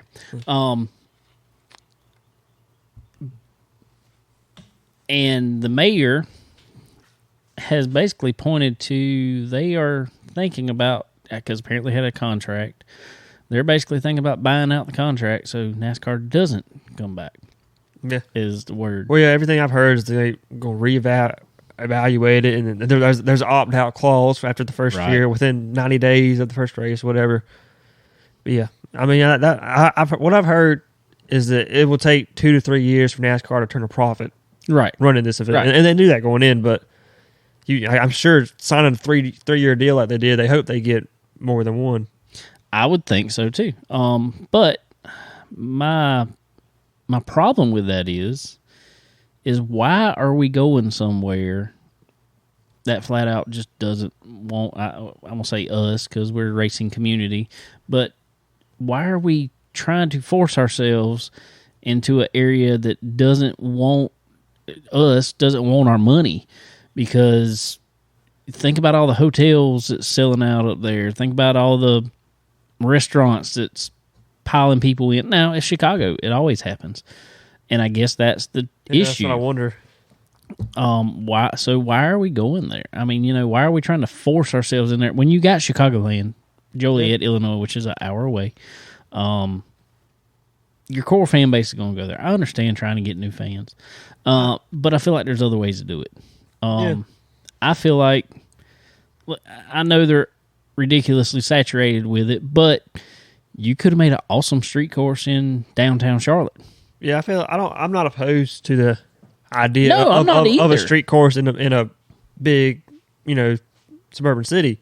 I think it brought a lot of eyes to the sport. It definitely did. But yeah, I feel like you would want to go to a city that really wants you. And I think the mayoral change between the time the contract was signed and Yeah. between the race might have played a part in that. But yeah, I felt like there wasn't a lot of Chicago support. I don't feel they Might did. be not up to the Now they claim. I don't know how they really judged this, but they claim that 80% of the audience that was there, the fans that were there, were new, and it was their first time at a race. I kind of feel like that's kind of hard to believe. I'm not going to be necessarily Debbie Downer for it because the cheapest ticket was $289. Well, that could make it true because I mean, no average fan who's going to their local NASCAR track is going to pay true. that. So Very true. maybe the big wigs in Chicago were the only ones there. But That's a lot of money for Yeah. a ticket. oh yeah, And they were selling it off. This is what stinks for them is they were selling it off the fact of these big headlining concerts there oh yeah. too. And 3 of the 4 got canceled or something. exactly. I don't know how many Yeah. of them even went off. And so, I mean, I did hear some people were upset asking, well, do we get a refund? And I was like, well, no, you didn't really buy a concert ticket. You bought a race ticket. Race happened. Race did happen, yeah. Kind of. If we're talking about Xfinity race. But Yeah, I mean, a lot of it was a package deal. it was. It was. 4 concerts and 2 races. And That's exactly how they sold it. And, I mean, I get that. It's just, I don't know. But I'm like, it could have, you know, you could have went to Las Vegas. You could have went to Nashville. Courses, you know, they already had. hey, run street it stuff. F1 and NASCAR the same weekend. Exactly. I feel like those cities want you there. Yeah. I mean, granted, you already got racetracks there, which is, I guess, why they went somewhere else. I'd be fine taking a date off of Las Vegas and putting it on. Exactly. I'm good with that. I'm good with taking Nashville's super speedway away and running downtown Nashville. I don't want to see 4 straight I could courses say- next year. I think it's better. No, I don't want to see that many. once a year. I would love to see, just as I would like to see the All-Star race do this. I don't think it's going to. I would love to see a different street course every year. Yeah. They don't want to do that because it costs so much in the infrastructure around it. But I'm like, man, if y'all just buy those Jersey Bears and truck them up and down the road wherever you want to, you already got them. I mean, It's going to take a new engineering thing to engineer a Yeah. new track everywhere, which I'm sure is probably the biggest thing. Now that you got it at Chicago, you know what the track's going to look like. You know Exactly. what every amount of material you need. But yeah, I don't. The way I don't feel like Chicago's going to be renewing. I don't know. They are either. I could see it. And the thing is just like every other race, just like North Wilkesboro with the All-Star race, it sold out. I mean, just, you know, Chicago sold a lot of tickets. It was first time. Second time, it ain't going to happen that much. No, I think the biggest thing NASCAR was happy about was the high TV rating. I think that's Oh, yeah. what they were biggest- after. Everybody was interested in I mean, it. I was everybody's interested watching, in it. And I enjoyed the race. I From did reading too. to check it out, I thought it was a pretty good NASCAR race for somebody new to watch. I actually, I know a lot of people are like, well, you mean you brought somebody in there that just does this all the time? I love the fact that SVG won the It race. was a popular win. I thought it was pretty cool. Yeah, it was one of those. Now, I don't think he meant it this way, but I think some people was taking it as kind of a backhanded Yeah, I think comment when he was saying the top 10 out of Australian supercars could have come in. And I think on a street course, he's probably right. And I don't think he meant to say No, I don't think he was necessarily saying anything we would come over here and run 1 through 10. Yeah, you know. that's not going. It's like if Kyle Larson runs Indy 500 and runs Right. good, and he says, well, I mean, he wins NASCAR. He doesn't absolutely dominate. I think that's kind of what he was saying. Yeah. Because he's fourth in standings over there or whatever. So he's saying, there's a lot of drivers as good as I am in the series, which is definitely true. Well, I mean, everybody knew that when Marcus Ambrose come over here and, ran for the years that he did and did great, especially on road courses. Yeah, I don't. If it does go back for another year, I think that'll be the last year. But I don't know. I do want to see it in the dry one time. It'd be nice. I don't think the rain was necessarily a bad thing, but I don't know. I'd like to see it on a completely dry track and just to see what kind of difference it would make. Yeah, that'd be cool. That'd be cool. So anyway, moving on from that. I guess we already talked about Mid Ohio there. And I will say one thing. Guy that we've raced against a couple times who has whipped our tail. Landon Lewis was also in the race. And he drove a pretty good race. Spun out one time. Yeah, I saw that. Which wasn't nothing unusual Everybody- for me. I everybody think did. everybody else did too. So everybody got a free pass at one. But I think he ended up finishing, I can't remember, 19. I can't Maybe so. remember. I'm not sure. Somewhere around 20th ish. I think so. Solid day for him. Oh, yeah. Solid day. Like to for see him on the debut. road. Yeah. Well, I think you say he won the road course in the ARCA race. I think that's the reason they wanted to put him on a road course in truck. But I'm just like, Those truck road course races are so just laying on each other and cautions every lap. that was a rough race. Like we were talking to Wally about. I mean, that was a man. Mm-hmm. Phew. The first three pace laps was awful. Really? I didn't see. Dude, I saw some of it on the way home. go back and watch it. They were spinning out under pace laps. I've heard that's what happened. Yeah, it was bad. I mean, they were staying in water on the track. I mean, it was just they'd hit it and all of a sudden just flip it on around. So I don't know. It was something else. I mean, it ended up being a good race after some dry come into the track, but that track for whatever reason with them trucks, a little bit of wet was just tough for them guys. Is what it is. All right, so beyond NASCAR, the other thing that went on Saturday, we were back at Dillon Motor Speedway, as we were talking about before we talked to Wally there, in legend cars, and I was not in this one. Yep. Was not in this one. Mr. Dennis Brown, y'all heard on here, I don't know, a month or so ago now. He was gracious enough to, he called me Thursday after right before we recorded the with the guys from Bubba's Bout Broke. Called me right before then. He said, "Hey man," he said, "I want to get this car back going." We tried to get it going a couple times, and a couple guys have been in it, and I don't know. They were typically racing other stuff too, and it just wasn't the main never focus. a consistent driver. It just wasn't the main couple focus. weeks, Yeah. So he called me and he said we want to get this car back running right, and he said he said if you'd be willing to drive it for us for a few weeks or so, love to have you in it. So I was like, heck yeah, sign me up. There you go. Sign me up. While you're waiting on your rides, you can. That's right. So we got out there Saturday morning, got everything out, and I said, all right.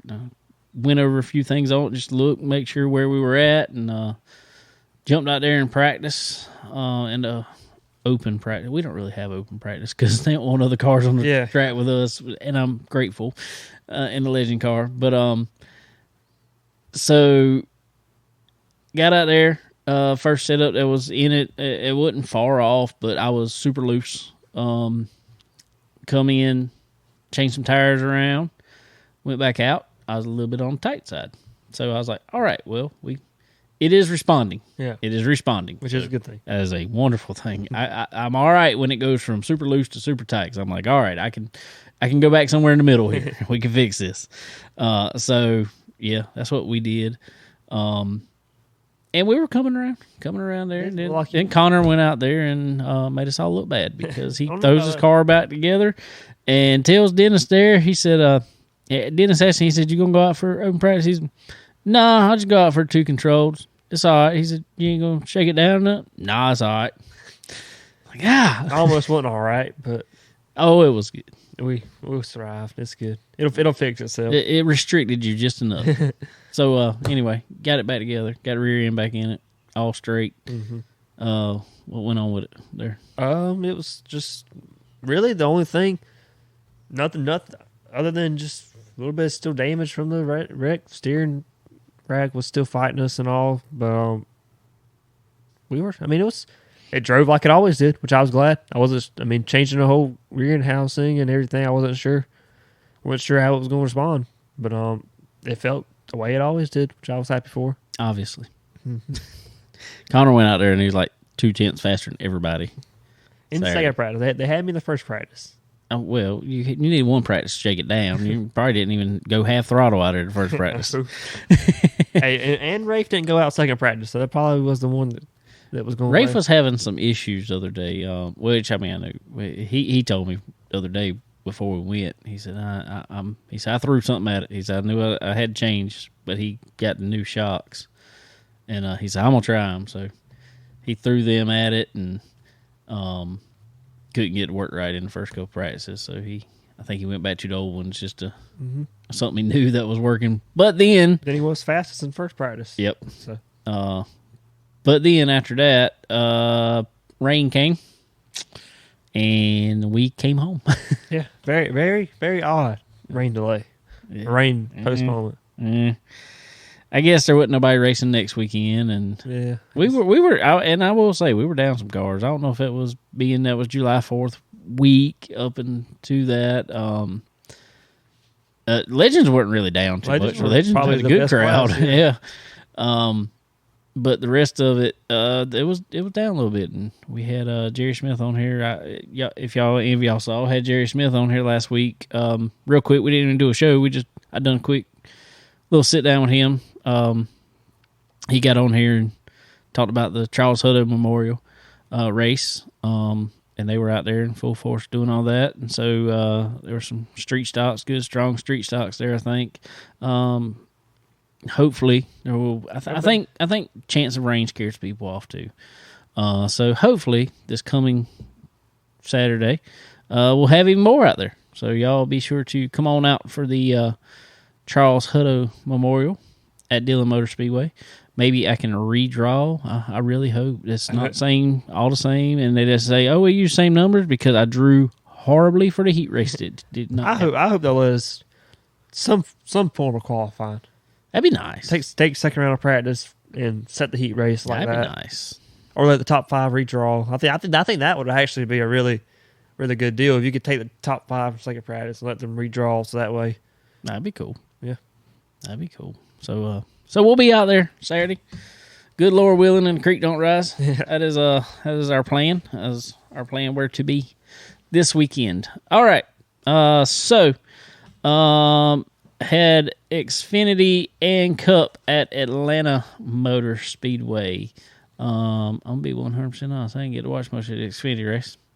You didn't miss much of the Xfinity race. I'll tell you that. Yeah, maybe something about those cars that was just couldn't do much. There was a lot of the freight train single file around the top for most of it.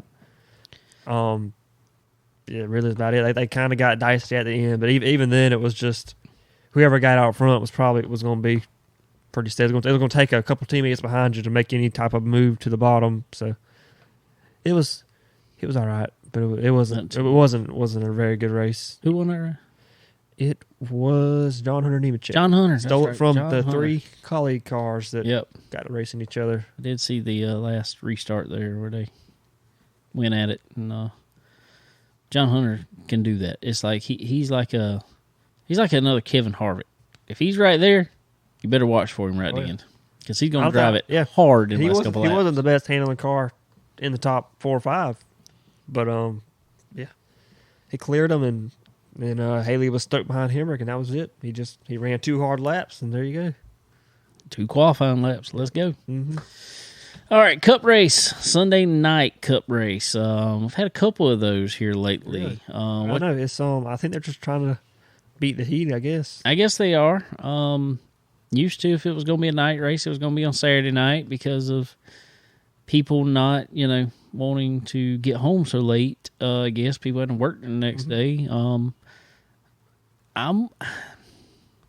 not trying to be negative about this. I'm just wondering if they really don't care about if anybody's at the track too much anymore. Yeah. I mean, that's what it seems like. The money definitely comes from TV. Absolutely, yeah. And if you can put it at 7 o'clock on a Sunday night, that's prime time. Prime time, especially in the summer. There's no NFL or anything. Yeah, it's probably better for TV. Probably so. That's what I'm thinking. So I watched it. I think that was one of the best races this new car's put on. It is. I'm really not a fan of New Atlanta. I'll be the first to say I'm that. not either. I wasn't either. I didn't like the drafting, but it was.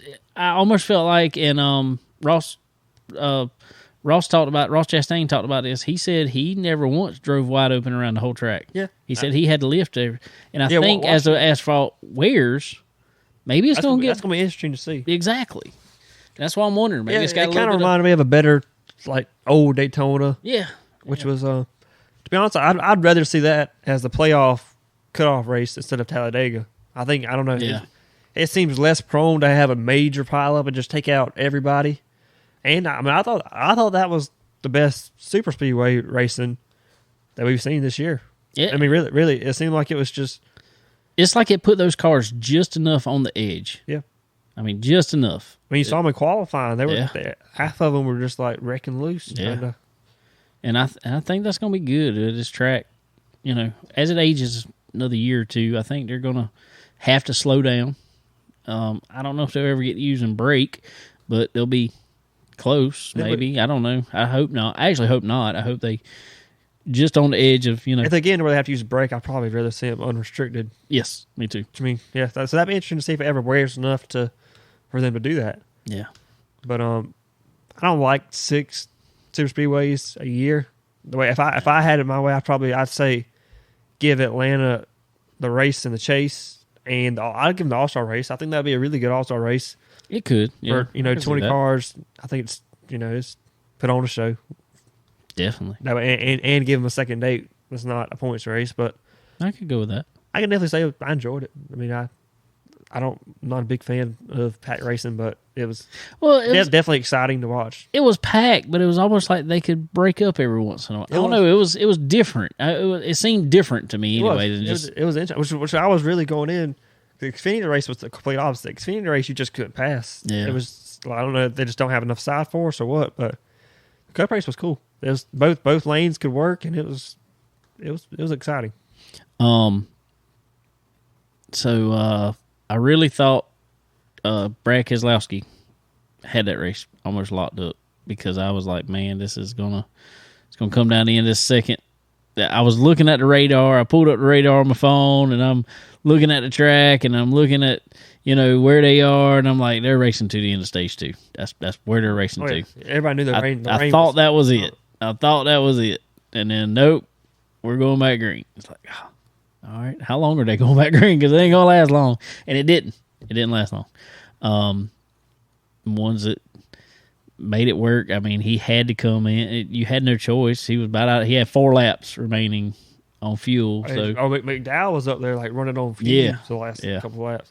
I really, really wish we could have went to the end. I know there was no way, but I mean that I think that would have been a really good race. Yeah, it already was, but just to see how it would have played out, it would have been very nice.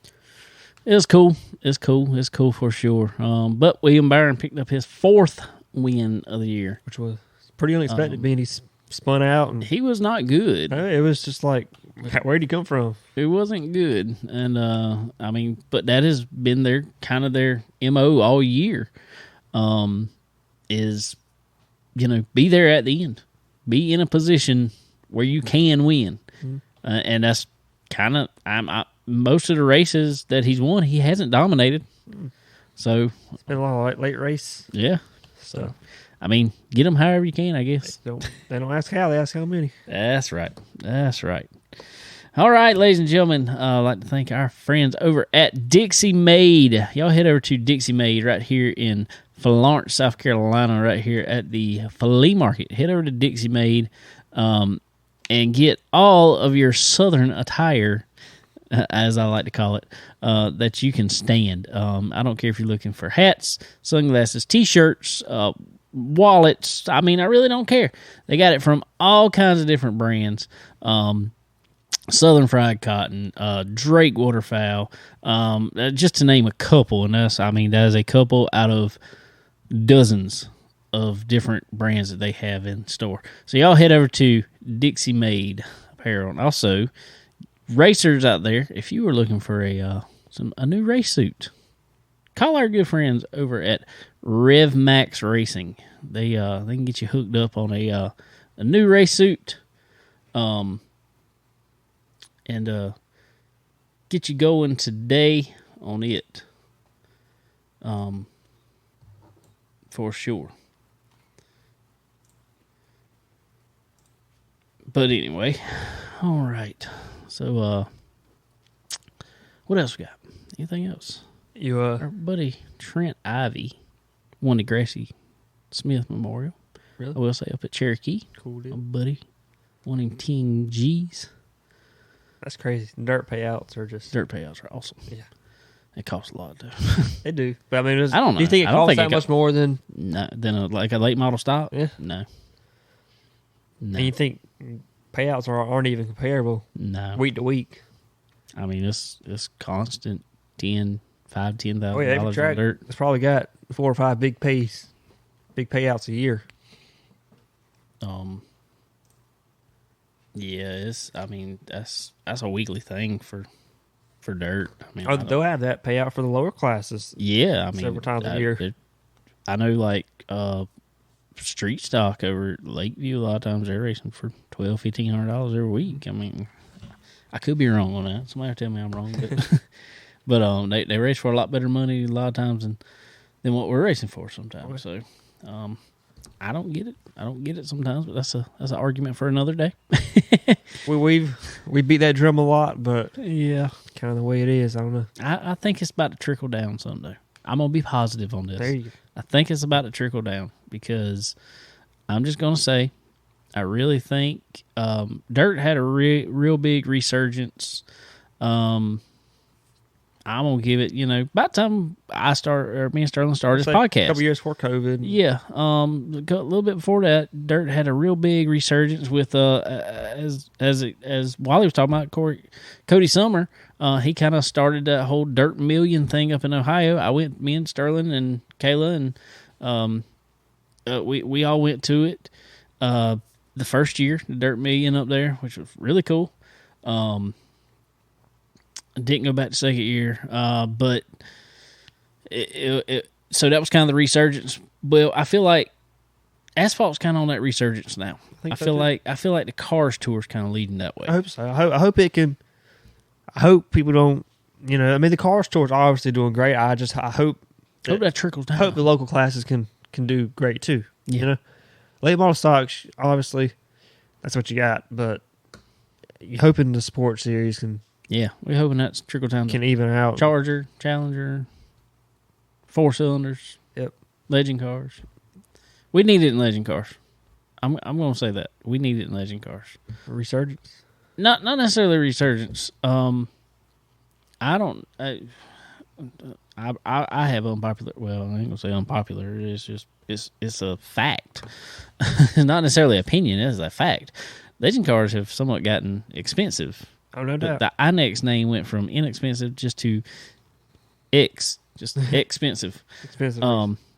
With the new shock deal, new motor deal, all that stuff, legend cars are just expensive. And not really racing for much money anywhere. No, I mean, shoot. And I know it's not all about racing for money, but it's nice to try to break even sometimes to get back to the track. And even, I mean, it pays to win, but I don't know. Some tracks pay to win and don't pay. Yeah, through the field any. Which I mean, I understand, but shoot, I mean, they're paying for. I'm sure half the pit passes in Dillon were for legend cars. Oh, they definitely were. Definitely were. So, but yeah, that I think the 4 cylinders getting a short straw right now too. That used to be a really big class. Oh yeah. That's kind of dwindled a little bit, and that's everywhere. It's dwindled, and I think that's kind of my worry is that the Cars Tour overshadows kind of some of the struggles that a lot of the weekly tracks are still having. Yeah, but I think let's just say the 4 cylinder. I think they kind of brought that on themselves a little more. Tires, and any motor deal killed that. Yeah, they were spending way too much on motors in that class. Yeah. It can be a great class, but when you took it away from essentially stock motors, it made it tough then. Yeah. So, but yeah, like I said, I'm gonna be positive on it for once. I think we're gonna get a trickle down effect. It's gonna take a couple years, I think. But we're gonna get it back. We're gonna get it back. We're gonna get it back for sure. Anyway, also guys, MPM marketing.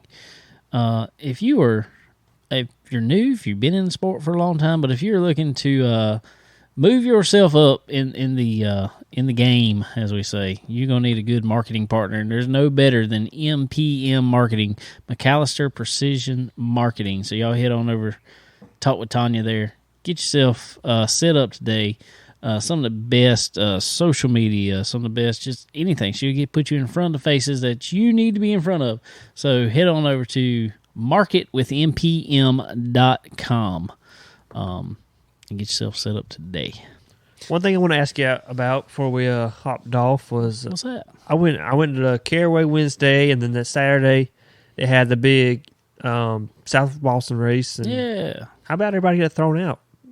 I saw that. Lane got thrown out from the win at Caraway after he pretty much dominated, and first and third got thrown out Saturday in South Boston, which I don't think we've seen that in a while for these big late model races. Lane's 100% understandable.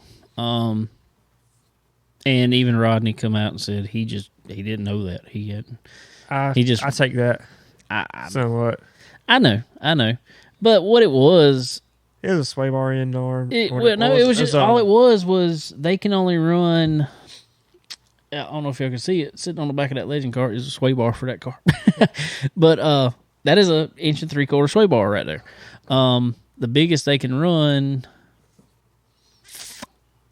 I'd have to look at the rule book, but it's not in line necessarily with the NASCAR rule book. It is a Cars Tour specific thing.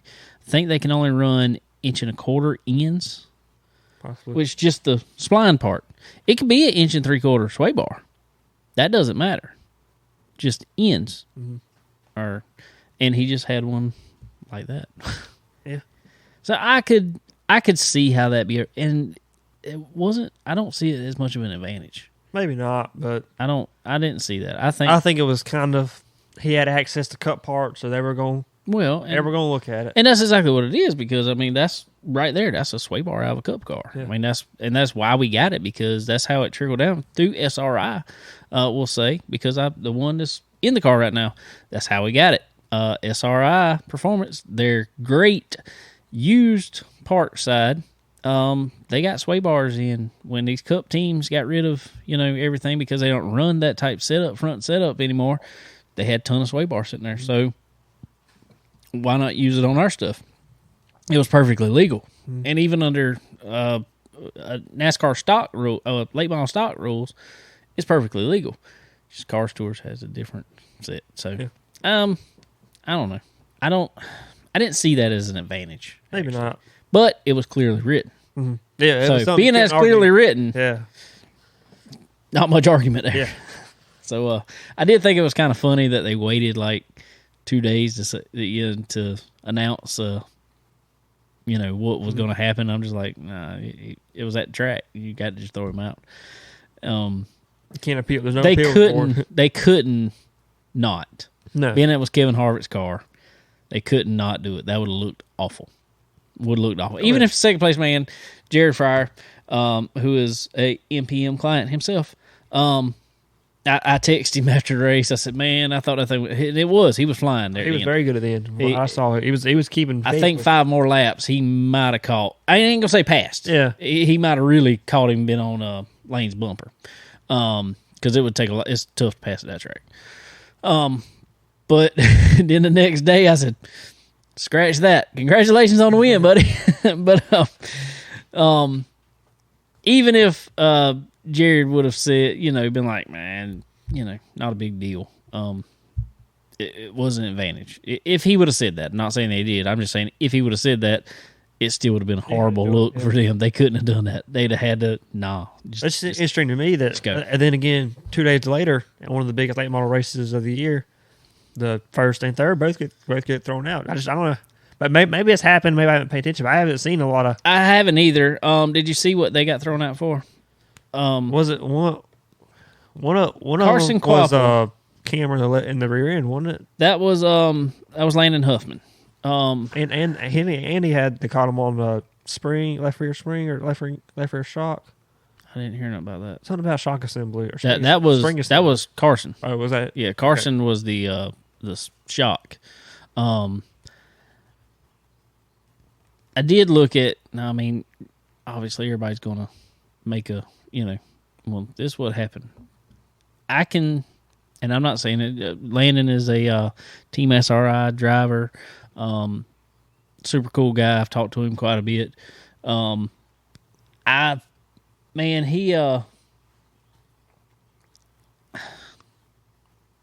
minute amount, because they said it was like 0.4 of a degree. Really? Yeah, on the camber angle on the rear end. Do you know how easy that is to knock into a rear end? Sure. I'm sure if it wouldn't have been such a drastic change from Nick Nelson wasn't great, all of a sudden they're like contending for a win. I can understand that. 100%. Just the only thing is, I'm kind of like Landon was, though. Dude, everybody was beating and banging that whole race. I mean, you have no leniency on. I mean, I get it. Yeah. I mean, it's a rule. I mean, it's a rule, and you were outside of the rule. Now, could you go measure camber angles on 5 other cars that were towards the back, beating and banging? Sure. What were theirs? They've been all over the place. Exactly. So I don't know, but it is a rule, and it was outside the rule. So it's interesting to me. It's very interesting. Now, the one that Carson's left rear shock internal parts wrong on it. Bilstein, was it Bilstein? No, Penske. I can't remember. Sorry, sure. I never read that far into it. I read to it. I want to say it was Bilstein shocks. I could be wrong. Sorry if I am. Anyway, whoever it was that they get shocks from, and their shock builder, they come on and apologize for it, because what they said was, basically through this whole COVID stuff, certain parts have been hard to get. Well, they've gotten a different manufacturer for certain pieces and parts. Well, they submitted a new internal piston, I guess it was, for the parts. Well, for the shocks, for that series of shocks, I guess. And supposedly somebody over there at NASCAR even told them, "Yep, approved. It's good, whatever." But it was a word of mouth thing. Yeah, I'm sure. So, I don't know. Because they wrote up a whole thing of what exactly happened, and they took full responsibility for it themselves. So I don't know. Just interesting to me. I'm glad they're taking them. I'm glad they're taking them. I'm just curious if the tracks are cracking down more, or if they're just starting to play more in the gray area again. Could be a little bit of both. Could be both. I mean, I'm all for it. Hey, if you can figure it out and try to get by with it, I've heard many people, ain't cheating until you get caught. Yep. Cheating ain't trying. I mean, I bet you could go to track, and if you really want to go over it, and I'll put it this way: as far as I know, every bit of that car right there is legal. As far as I know. But I bet you, that's what I'm saying. If you tore everything down end to end, you find something out of the rule book. A car in the field, they wouldn't. That's what I'm saying. So, but I'm glad they're taking them. But I'm glad there's people trying to. Yeah, I think it makes it more fun. Yep, definitely makes it more fun. Yep. So, anyway, all right. What else we got? Guess that'll gonna be in Dillon again Saturday. That's the plan. Gotta make that wristband worth it. Yeah, I made the wristband work. Well, we're going to, I got to figure out, we got to move cars around in the shop and work on cars. I got to get the car on the scales. I got to go to your house, go to your shop and look at some things. It'll be the first time I get measured when you measure it. So. That's what he said. You'll probably tell us, I don't know. This is all wrong. Yeah. What else going on? No, I'm just playing. But anyway, so yeah. That's the plan. Be back over there. Heard anything on your motor for you?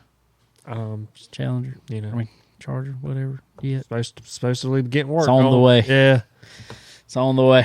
Yeah, it's cool. It's fun. Oh yeah. Well, anyway, guys, we sure appreciate everybody coming on here today on this long episode. Today, 2-hour long episode, I guess, right about. But we appreciate the Bubba's Bout Broke podcast crew hanging out with us. Also, really appreciate Wally Rogers coming on here and hanging out and taking some time with us, and sure appreciate them. But I reckon we will. We appreciate all our sponsors and affiliates too: SRI Performance, Stock Car Steel and Aluminum, Earl Ramey Racing Engines, Profab Headers and Exhaust, Dixie Made, RevMax Racing Apparel, and MPM. Sure appreciate all of them. But y'all go to a track near you this weekend, and I reckon we'll be at Dillon Motor Speedway, so y'all be ready for it. And I reckon we'll talk to y'all next week. We'll be there.